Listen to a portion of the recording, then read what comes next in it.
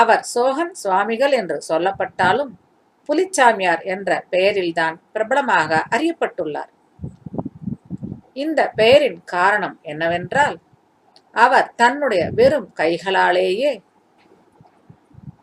Royal Bengal என்று அழைக்கப்படும் வங்காள புலிகளை அடித்து வீழ்த்தும் திறமை பெற்றவராக இருந்திருக்கின்றார்.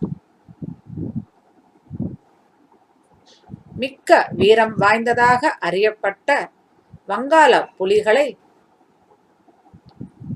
வெறும் கைகளால் அவர் எப்படி அடித்து வீழ்த்தினார் என்பதை அறியும் ஆவலினால் அவரை பார்க்க சென்றிருக்கிறார்கள்.